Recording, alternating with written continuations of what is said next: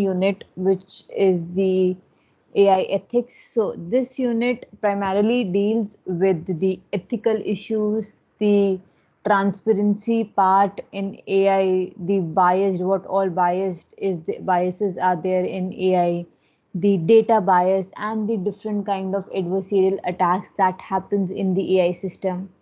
So we'll be slowly on moving to those concepts in AI.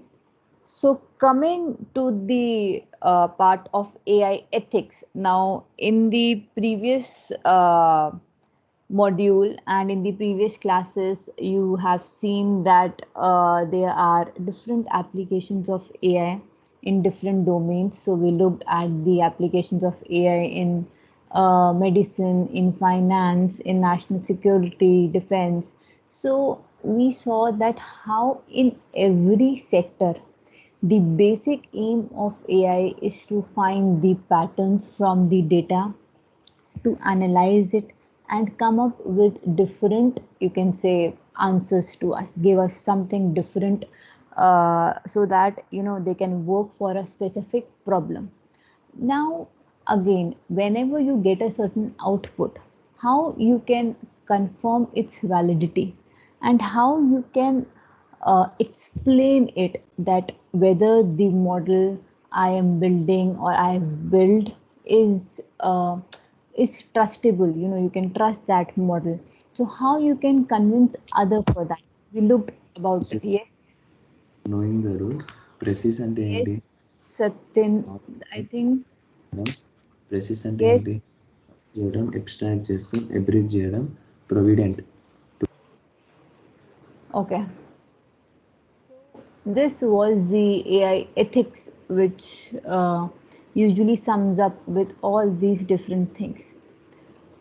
So, how the question comes that how when you design the systems for such complex tasks, they are definitely there should be definitely some rules or some principles that governs these AI system, so that we can say they are fair enough, they are transparent enough. So how we can achieve that? What comes under this accountable part of AI? So basically, broadly, the first issue is the ethical governance in AI.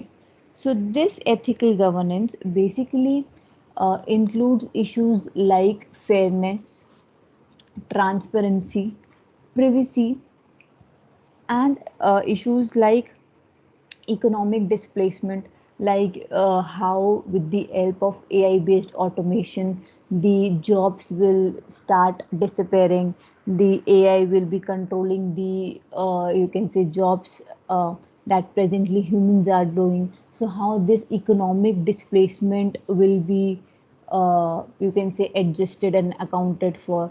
And companies like we saw JP Morgan, they have already started some of the measures so that their employees do not suffer from this.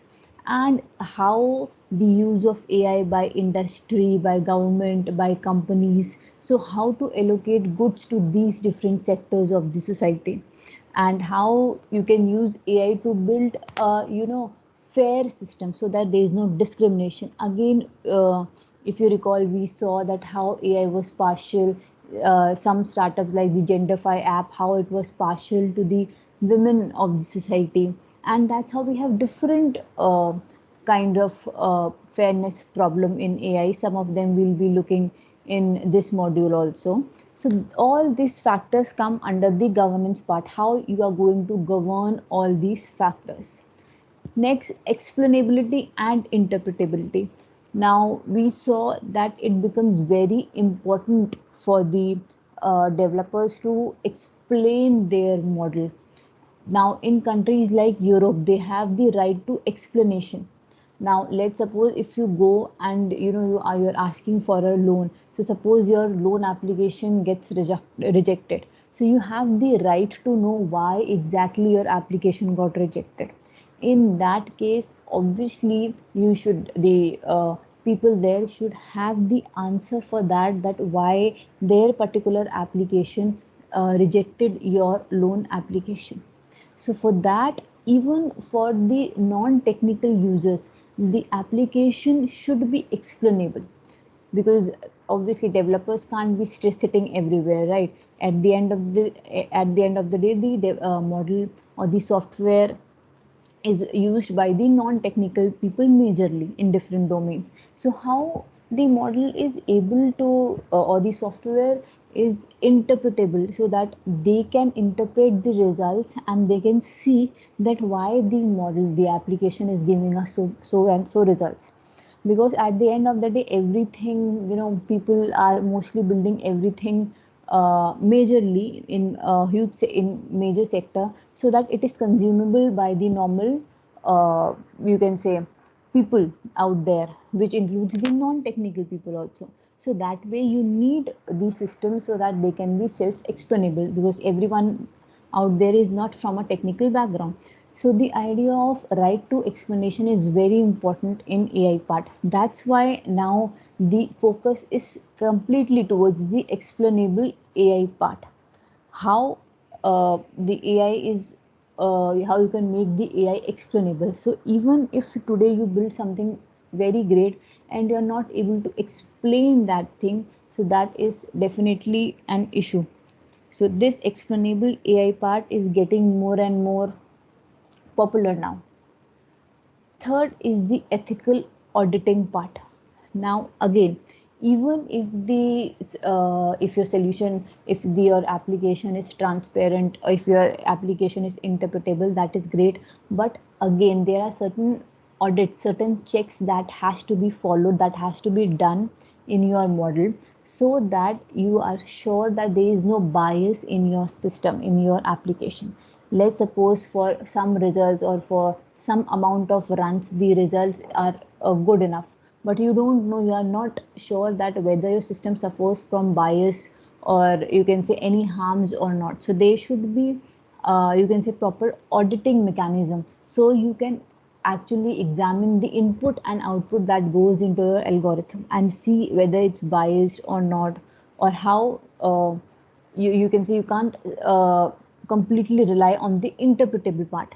So that's why there should be an auditing mechanism to your model also. Now, some ethical issues that are there, let's suppose in the healthcare sector. So let's look at the ethical issues in the healthcare sectors. So one very prominent issue is the data security and the privacy issue, which is very obvious that we all want our data to be secure as much as possible, whether it's healthcare or maybe whether it's any platform. That way no one likes to share their personal information, their private information to anyone out there. So this privacy concern is very much important. However, if you see, if you remember, I explained you about some of the applications of AI in healthcare domain, where people, where you need AI system to learn from the clinical reports or clinical notes of the patients, right? So how the AI will get the data if, everyone, the report or the clinical reports and every report of the medical records are completely kept private. So how they are able to learn, because you are not giving them data. So again, it's a huge challenge that how much data should be given, how we are able to, keep the privacy of the customers intact, thereby also enhancing the knowledge of the AI system. So there should be a balance for that. And informed consent. So obviously, you can say, in many, suppose in India, if you look at India, so many people who are below the poverty line, who do not have so much knowledge. So doctors, they just go and they just say that, this and this treatment, this and this medication is required, just for this, you can say, problem that you are suffering. So they are not informed about, let's say, what could be the why this kind of treatment is required, or let's say what could be the budget, or what is the whole purpose of that treatment. So the informed consent about each and every procedure, about everything should be there, because normally in India we have like you do go to the doctor, they say, you know, you have this thing, just take these medicines, you go and take this medicine. So you have this right of consent, right, informed consent, that you know you can go and ask the doctor, why are you suggesting me these medicines, or what all these medicines do.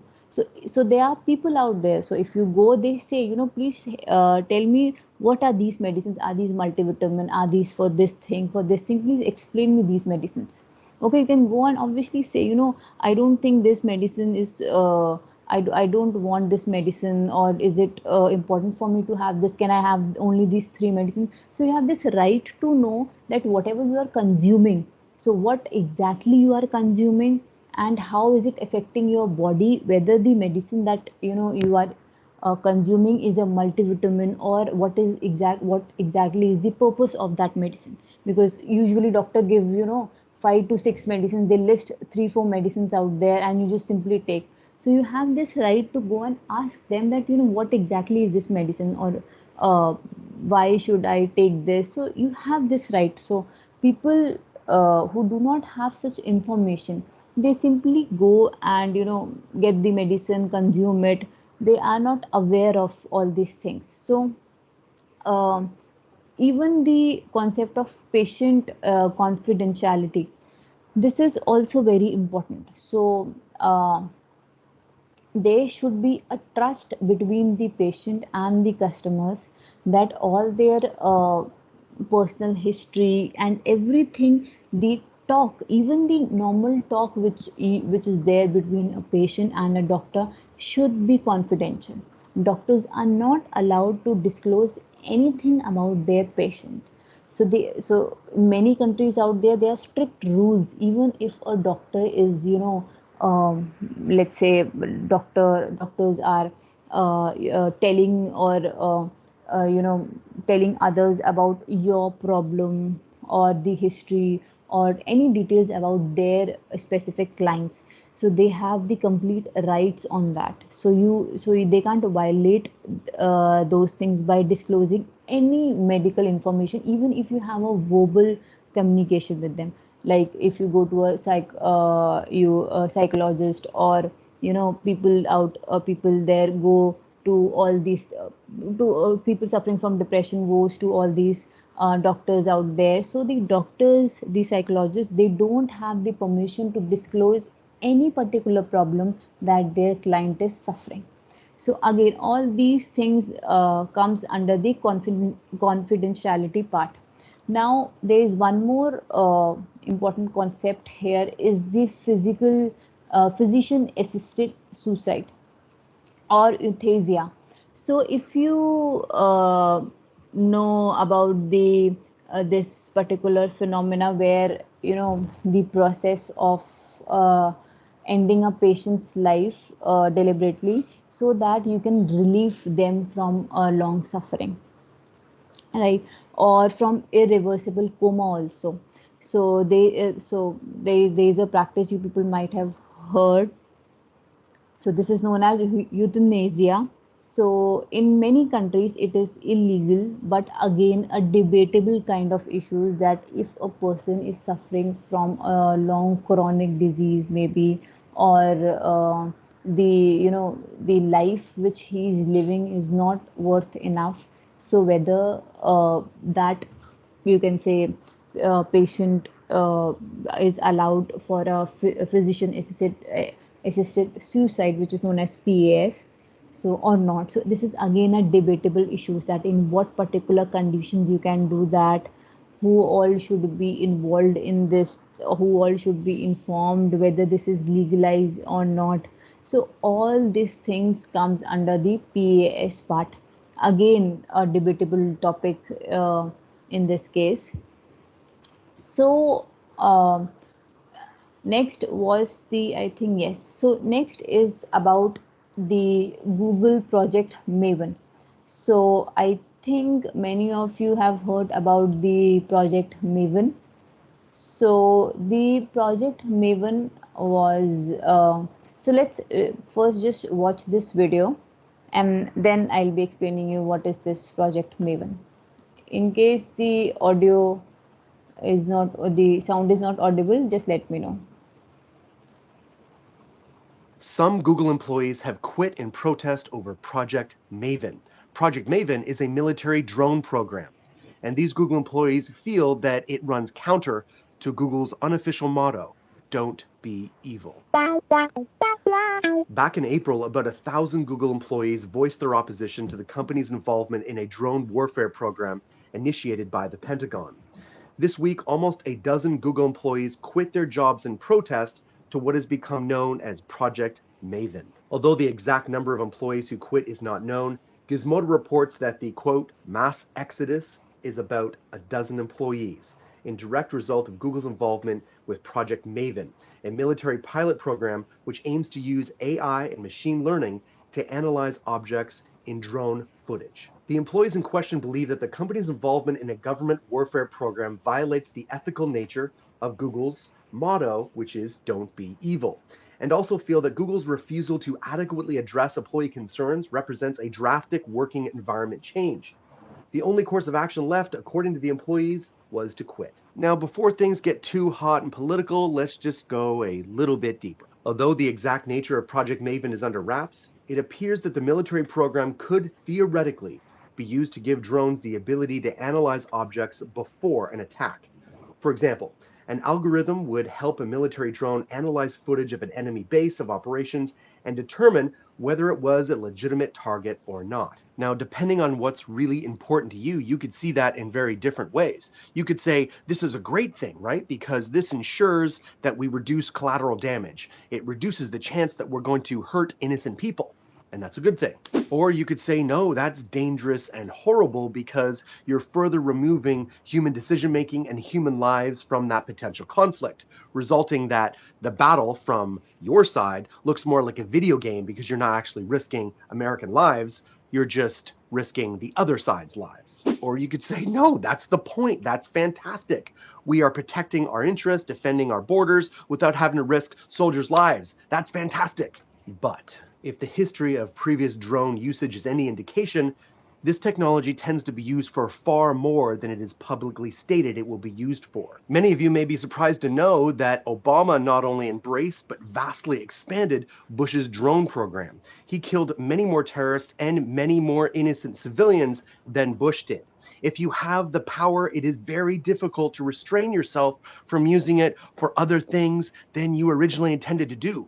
And this is a risk, not just for Google, but for anybody who has awesome power. Guys, I know this is a seriously hot topic, but I really do want to hear your opinion on it. Please let me know in the comments below or on Twitter, and let's keep it civil and intelligent. Like me, do you like ultra So thin? this was the Maven, Google Maven project. So I don't know whether in your batch or in the next batch, this project Maven was already discussed. So this project Maven, just I'm giving just a brief about that. So it was developed by Google. They wanted to develop it for obviously the military, the defense part in the UK. And the idea was, so previously also drones are obviously they are being used in the military attack to support the defense in the defense part of any country. So they are basically used to they use the computer vision and the motion part in the computer vision so that they could recognize the moving objects out there. So objects here are the humans, so they can figure out the unwanted humans or the terrorists that way, and that they can kill them with those drones. Now again, obviously, since even if you don't use AI that way, so many civilians are might be hurt, and you can see in the case of Obama, so many terrorists and the innocent civilians were also being killed. So again, this was a very debatable question because the Google employees, they were very much they panicked that this particular project was definitely harm to the humanity, and Google is coming or doing some project which is against its AI ethics. They want that the AI should have or should do no harm to the mankind, but this project is something which is completely opposite of what Google preaches. So that was the major issue with the this Maven project, and many employees from Google quit their jobs. So now this again is a case study of a elder care robot. Now elder care robots. Hello. Now, yes, I have a question. yes, Manu. So, like regarding the ethics of AI, if there is like in these systems that are deployed in the real world, if like what is the level of accountability that these systems have? Like, let's say an example, like if a self-driving car hits someone, like uh, in a blind spot that it wasn't trained for, and if Correct. the person dies, or if a drone strike happens, but that drone strike wasn't sanctioned, it happened due to some error in the AI where it detected something as a threat and it automatically launched a missile. So in such cases where an autonomous system sort of acts on its own without any intervention from the users or the stakeholders, like I mean, in the case of a drone strike, maybe the military did not sanction that strike, or in the case of that car that killed the person, Tesla did not personally like vouch for the decision, right? So Correct.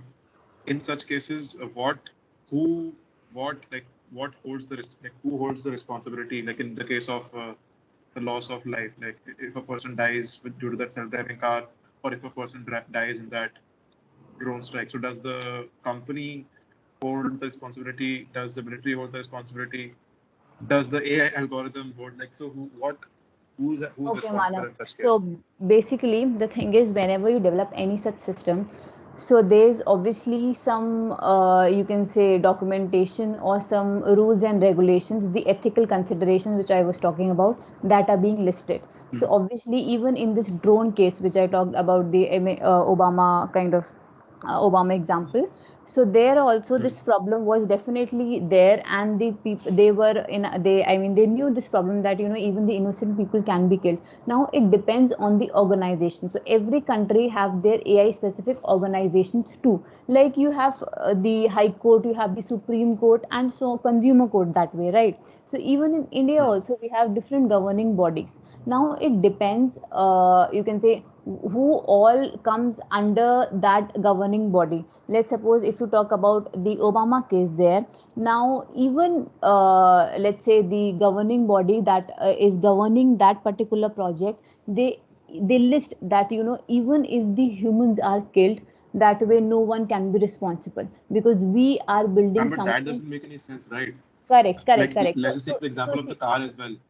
If the correct, car correct. hits So someone, like someone has died, and that hmm, that person's family, like in the case of a normal accident, the person who kills the person is responsible, right? And he goes to court. correct, But correct, if a correct, self-driving car hits a person, then there has to be some accountability, right? Because a correct, person correct, has correct. just lost their family. So who does Correct. the So, who's so responsible again, for that? again, Manav, that is the debatable issues. In many cases, the company themselves, there are cases where there have been rules where the company themselves are penalized. You can say the company, they have to give a certain amount of, let's say, compensation, maybe anything that way. So all these things are already there. Now it depends how the company, like let's say the Google one, if you talk about the Google Maven project. So now that project, the employees there, they said that we are not able to even start this project, because any which ways, if you write any you can say rules and regulations, the innocent people will definitely be killed in this case. So if you even write, let's say if the humans are killed,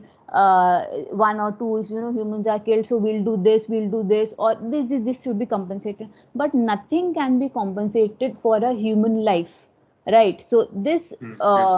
yeah, so they were very you can say strict about that, that we are not going, the Google is not going to support for this, vouch for this. So this project Maven was shut by Google. But again, there are then different companies, let's say Microsoft, let's say Amazon, they can go and they can pitch, that okay, we are okay with this project, we can list these and regulations. Now if the government is okay, and if there's you can say bond with between, or let's say the considerations are correct, so they can go with it. Now, not every person or not everyone out there considers this as a, let's say the even if the drone part, now you see or we see that the human lives are getting affected. Now they see, even if there is a normal war out there, human lives do get affected. Now in this case, just because we are using machines to kill the terrorists and even some humans are getting affected, just because they are machines that are being developed, you are questioning them. But in normal war also, human lives do get affected. So how can you say that, just because of AI, all these things is happening? So we are doing something that is, the terrorists are not able to, we are doing something good for the country. Again, a debatable issue. So again, one company out there, Google, the employees there are vouching that even if the even if one innocent people is getting killed, we are not doing this project. And the second company out there is right that no problem. In the normal war also the human lives do get killed, but the important point out there is that the terrorists are being killed, and that way it is giving more security to the country. It is enhancing the defense mechanism of the country. So I think it is a good project to start with. Now it all depends on the, that's why it's a debatable part, because it there are no, you can say, for all these things there are no particular rules and regulations defined. It again depends on the thought process of every individual, which obviously differs. Right, that's why a completely debatable and questionable issue. So I'll be showing you different example of companies, that how they are, actually supporting the positive side of the project. Some company who are actually, against the certain kind of projects, and how exactly they are following the ethical part or taking into considering the ethical part. Even you talked about the self-driving car example. In that case, what happens, we'll be coming to those case studies also. Then maybe your doubts will be clear more. So just wait, we'll be slowly coming out to those things. But again, I would say that there is no particular answer for this. It completely depends on the, because see, at the end of the day, companies do want to, you can say, make the money. If I said in this case, the Google says no to this, again for the next company, do you think Microsoft or Amazon, even their employees will question, or like, let's say, even they will quit? No, it's not compulsory. Even, Microsoft will say, okay, then we can do that project that way, no problem. Or Amazon or any other big company, they can say, okay, they will think that it's a very good opportunity for us, to, make the money out there. Again, completely depends on your thinking too. So again, we'll be looking at all those examples, so don't worry. Slowly we'll be going to all those parts, so just have a bit patience. Okay. Okay.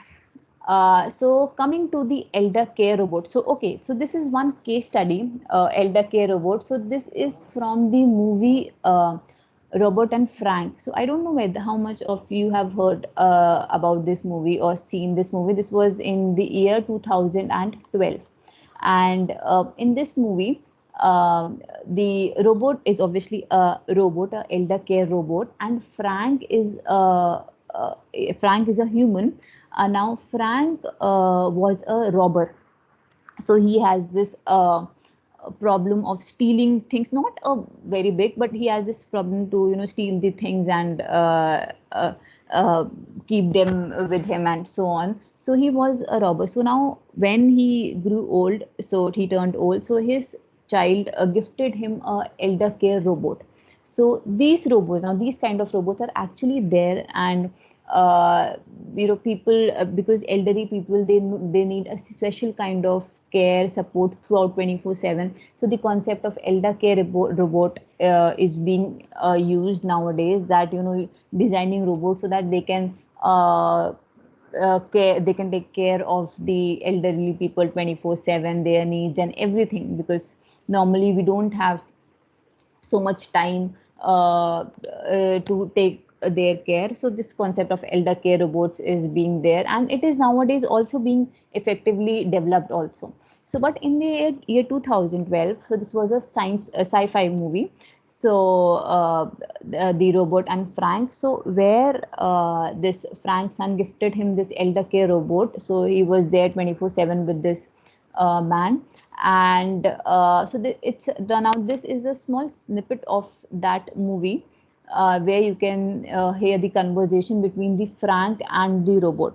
So just read this case study. This is this 2 slide case study, and just let me know that what is the ethical issue that this robot is, main ethical issue that is there with this robot. So just read this snippet out and let me know. So this 1 slide and this 1 slide. So I am waiting for 1 to 2 minutes for this slide so that you can read, and then I'll be shifting to next slide, and then I'll ask. So just read this.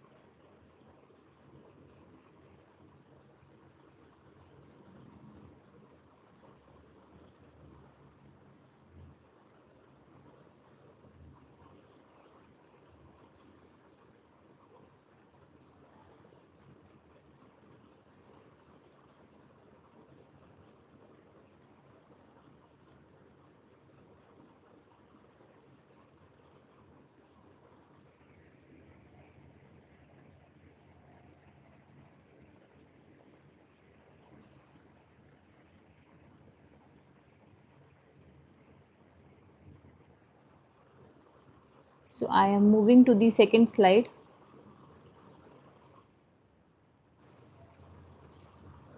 This is the first part, this is the second part, and the third part.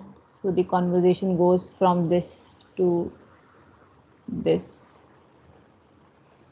and from this to this.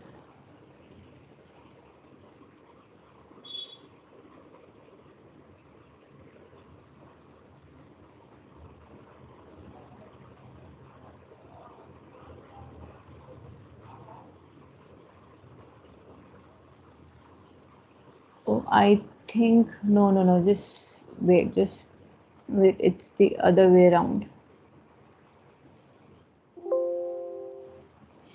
So it goes from first this. Yes, this is the first part. Yes, and this is the second part, and this is the third part. So wrongly the screenshots have been.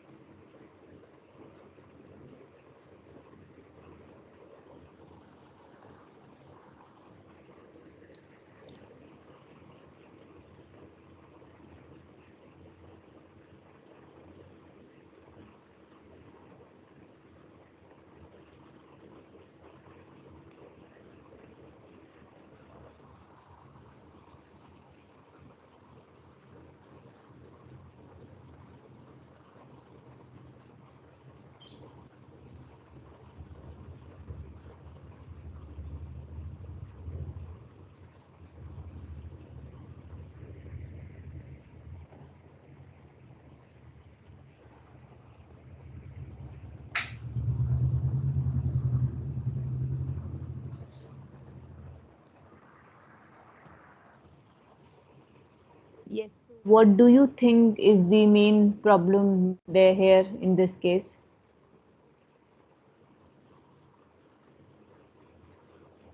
In this case study, what do you found the major problem? Very easy, not so difficult. Yes, anyone? What is the main problem here? So if you see this case study, so this robot is specially there to take care of Frank, and the important part out there in this case study is that the main aim of the robot is to take care of Frank's health. So this is the major, you can say, topmost priority. Everything comes secondary. Out of, I mean, this is the major part, primary part. Everything else is the secondary part. So now in this case, if you look there, the robot, you can say, he stole that sculpture for Frank. Now in this case, if you see, the main issue here is that now, since a robot is designed that way, that the main, you can say, aim of him is just to take care of the this Frank's health. Now it do not consider many other, you can say, social norms. Like for instance, let's say, with elderly people especially, their mind is tuned in same way as the mind of a small child, because at that particular age they don't know what they are doing or what is right, what is wrong. At that particular age these things do happen. Even if you see your grandparents that way were getting old, so these problems are there. So there have been many issues with the elder care robots that are being designed, that they are especially into focused into the main part, let's say, the part where their health is their, let's say, prime concern, and everything else is secondary. So even if now the robot doesn't know that the Frank has this he was a robber, he used to do robbery, so he doesn't know this thing. So now he is bringing something which he is stealing something. So this in somewhat or other way is encouraging Frank to do something which is unethical. But robot that way doesn't know maybe this thing, or does or is not fine tuned that way about these thing, or robbery or stealing, or maybe doesn't know what exactly is thing, taking something or is robbery or not. So maybe he doesn't know these things. So this was just a snippet. Now if you want, you can look at this movie also.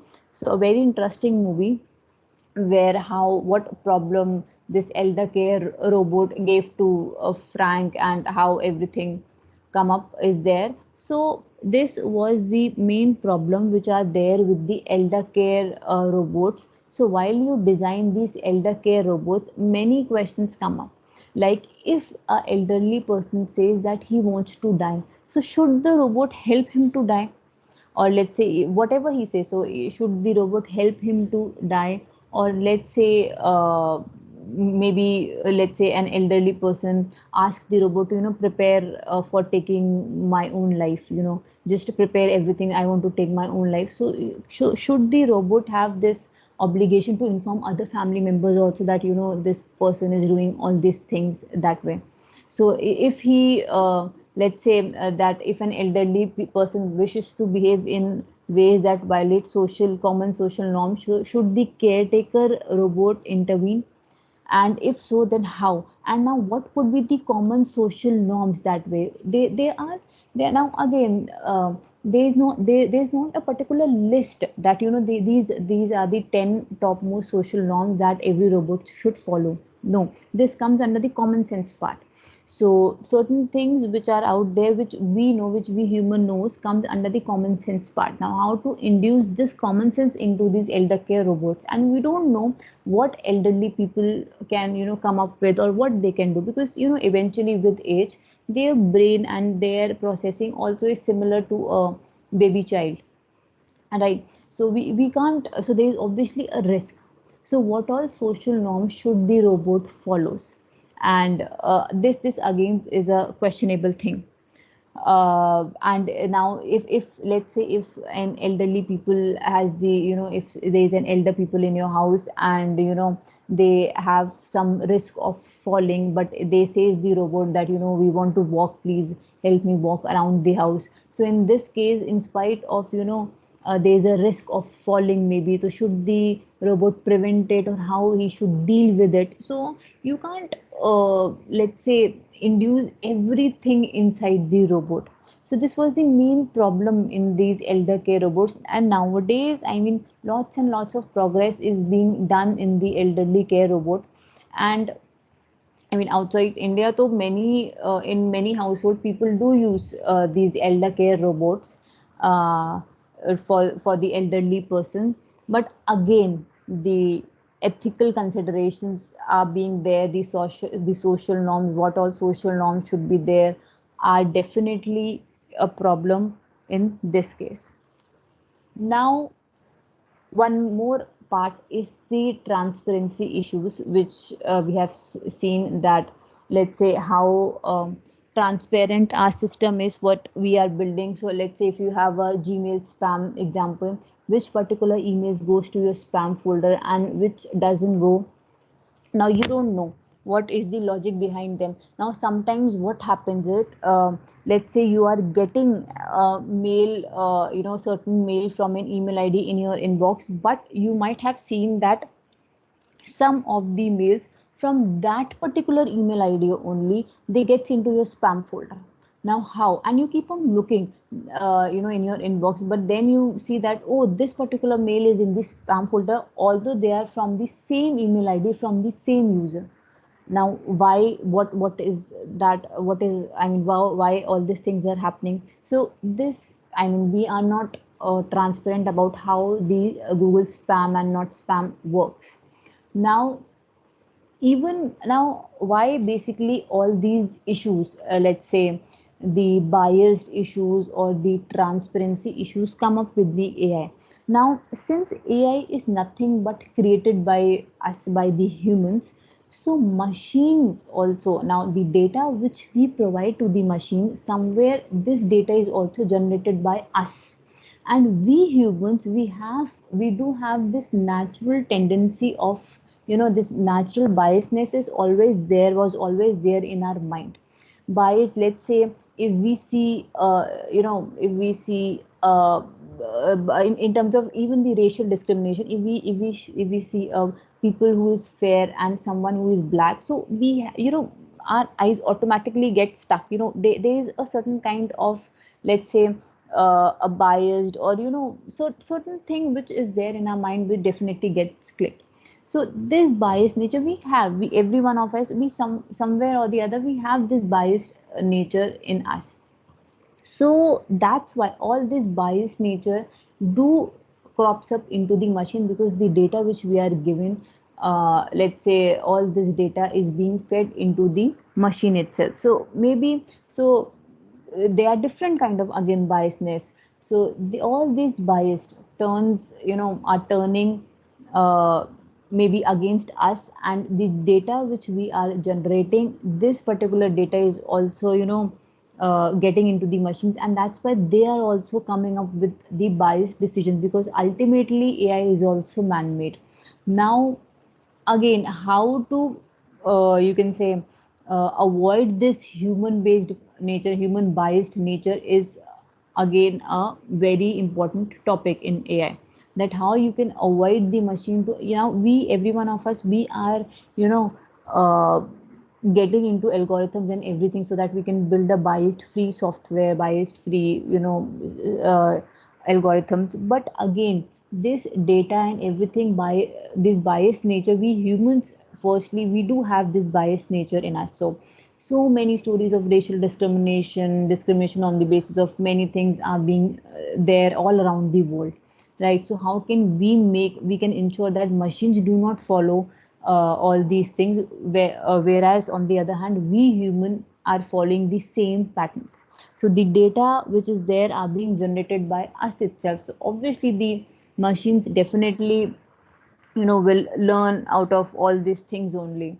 So these are the transparency or the main question in AI, how again to deal with this biased nature or the biased problem which is there in the humans, but we don't want them into the machines to have. So again we have different biased nature. For example, this is one example where Amazon was using some hiring algorithm, but it come up that the algorithm was biased against the women. So it again stopped using that particular app. And so now there are different kind of biased. So if we talk about bias, one is the very important bias which is related to the attention part. Now this attention, if you know, there are algorithms also. I don't know how many of you have heard about the attention networks which are there in the deep learning part. Attention networks which are there in the deep learning part, based on this particular phenomena of human which is known as attention. Now what exactly this attention is?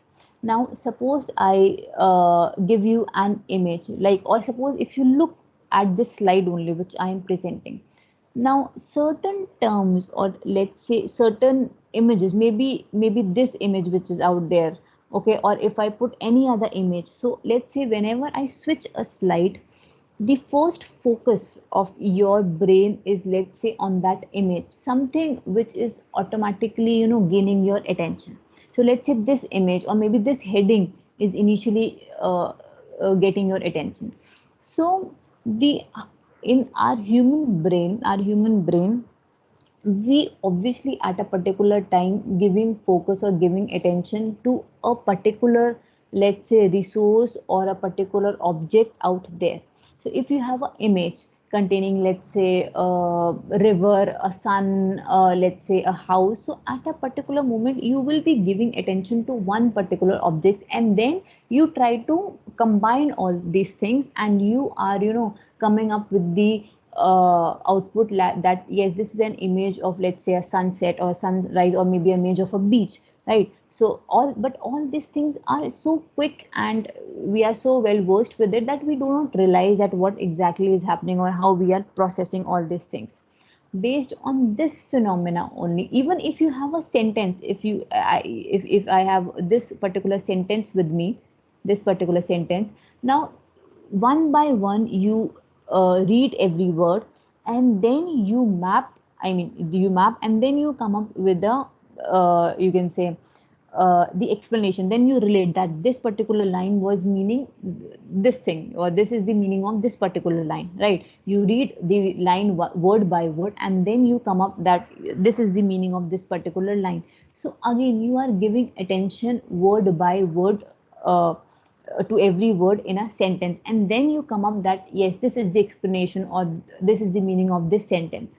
Based on this phenomena only we develop the attention networks in deep learning, which is at a time giving attention to particular objects only, and then combining everything out there to you can say give you the output, that let's say we have this particular output there. So this is again very important phenomena, and these attention networks. So I will be I will be explaining you one example, one problem statement of how the attention networks were designed and how they are being used for a problem statement with the actual visualization and a real world example in the next class obviously. So there we'll be looking at these attention networks, and we'll be seeing that if you have a group of words or sentences, how the machines are able to learn these sentences and how they are able to give focus to each and every word. And again now we know that which particular word is important in a sentence. Words like is, the, they are just helping to maybe connect the sentence, but are not, but these words are common in every sentence, not so important. Okay, so which particular word should be given how much importance, this is again a very important part. So we'll be looking to it how machines are using them and how machines are able to, give attention to words, and then how we can visualize that what all words the machines are giving importance to, and how much importance the machines are giving to the individual words. This we'll be seeing in the next class. I will be showing you a real life example, so you can actually relate how things actually, how machines are actually learning. So I think now I can stop, and the rest will be continuing in the next class. So, okay, any quick questions? Let me stop the recording also.